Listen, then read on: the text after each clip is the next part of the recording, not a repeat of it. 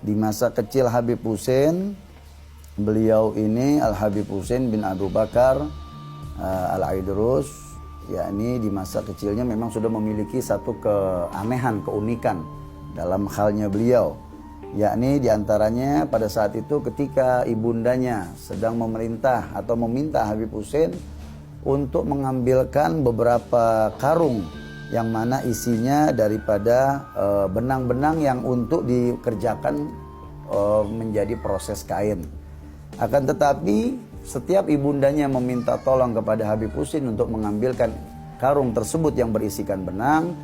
Ketika dibawa ke dalam ke ruangan yang mana ibunya sedang mengerjakan di situ tempat pemintal penenun benang, tapi sudah diketemukannya ketika dilihat isi karung tersebut sudah menjadi benang-benang. Sudah menjadi kain. Sudah menjadi kain tenun.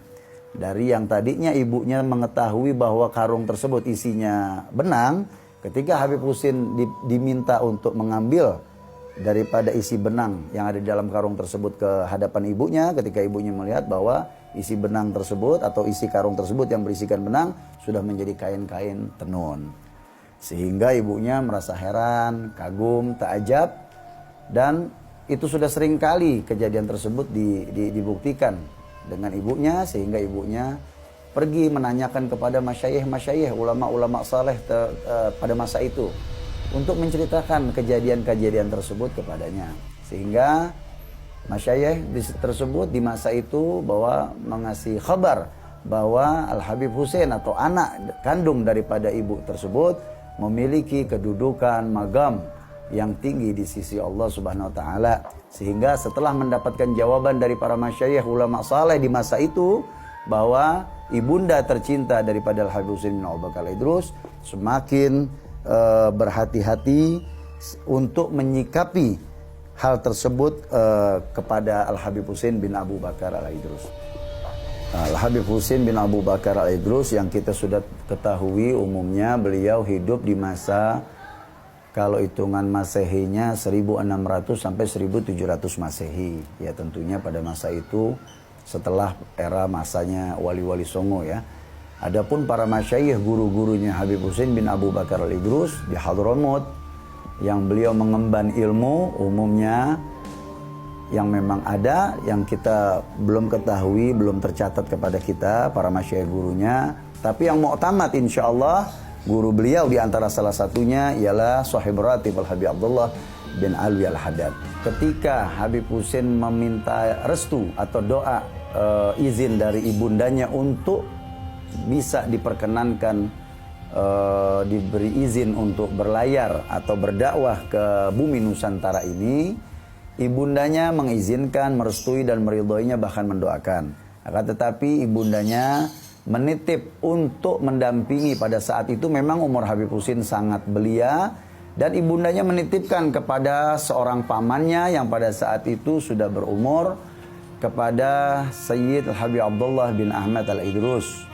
yang memang untuk mendampingi perjalanan dakwanya Al-Habib Hussein bin Abu Bakar bin Abdullah Al-Aidrus ke tanah Jawa Nusantara beserta para sahabat-sahabat rombongan yang mengikuti perjalanan syiar dakwanya Al-Habib Hussein ke bumi Nusantara.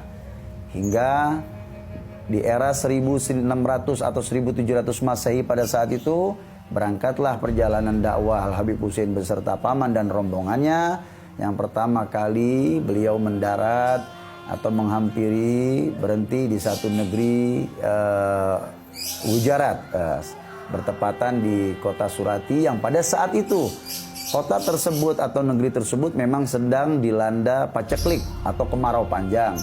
Mayoritas masyarakat tersebut di negeri Surati menganut agama Hindu-Buddha pada masa itu.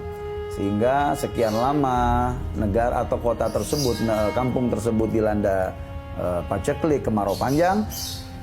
Tiba kehadirannya Habib Hussein beserta paman dan rombongannya memberikan satu perubahan yang amat sangat untuk kota Gujarat di kampung Surati tersebut. Mulai dari perubahan yang amat sangat dari peradaban agama hingga perubahan kesejahteraan di wilayah lingkungan tersebut.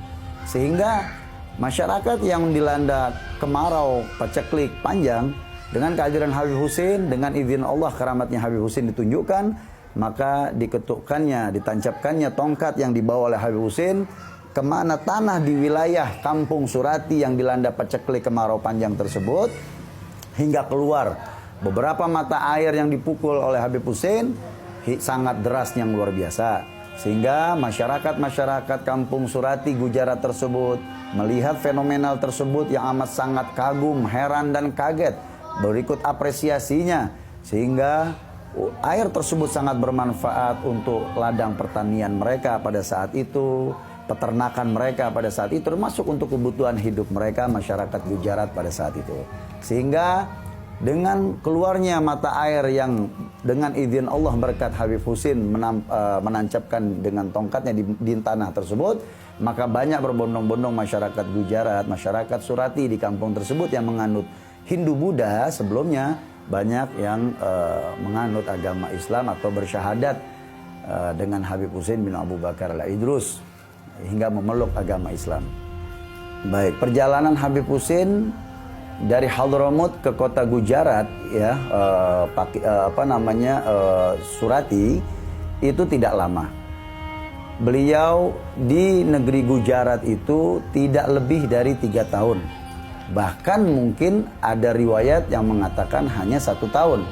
Amat sangat singkat perjalanan atau yakni turunnya Habib Husin beserta rombongannya di negeri Gujarat. Sangat singkat dan tidak lama. Jadi tidak benar jika yang mengatakan bahwa di negeri Gujarat Habib Husin menikah dengan seorang wanita Hindia hingga apalagi memiliki keturunan. Itu tidak benar. Dan juga tidak benar jika ada yang mengatakan bahwa Habib Husin wafat atau ada makamnya di negeri Gujarat Surati. Itu juga tidak benar. Nah, perjalanan Habib Husin menuju bumi Nusantara, yakni tepatnya di Batavia beserta rombongan. Nah, memang dalam perjalanan tersebut beliau menggunakan kapal kecil, ya, kapal kecil skoci pada masa itu. Dalam rombongan tersebut ketika perjalanan, Habib Husin berserta paman dan rombongan yang mengikuti di kapal Habib Husin menuju Pulau Jawa, tepatnya di Batavia. Ada sebagian memang dari rombongan tersebut yang berlayar ke Sumatera. Ada sebagian yang dari rombongan tersebut berlayar ke Laut Kalimantan. Jadi dari rombongan, banyaknya rombongan yang mengikut daripada rombongan Habib Husin untuk menjalankan syiar dakwah di situ, memang setelah perjalanan selepasnya dari negeri Gujarat itu berpencar untuk mereka mengambil syiar dakwahnya di wilayah yang memang sudah mendapatkan bisyarah dan isyarah dari Hadratul Rasul atau para masyayikhnya terdahulu, untuk di mana diletakkan di wilayah tertentu di bumi Nusantara yang sudah ditentukan.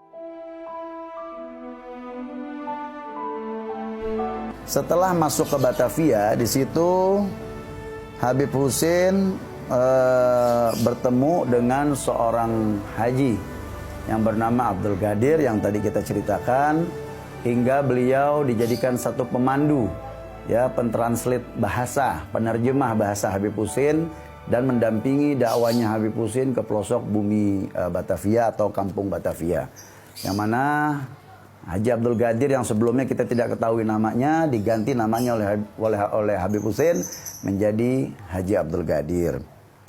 Nah, beliau memandu mendampingi Habib Husin hingga ke pelosok-pelosok Batavia, sehingga Haji Abdul Gadir bersama Habib Husin dan pamannya beserta rombongan yang mengikut terus mensiarkan dakwahnya hingga masyarakat di sana mengetahui bahwa Habib Husin bin Abu Bakar al-Idrus seorang ulama, seorang tokoh agama yang luar biasa dari negeri Hadramut.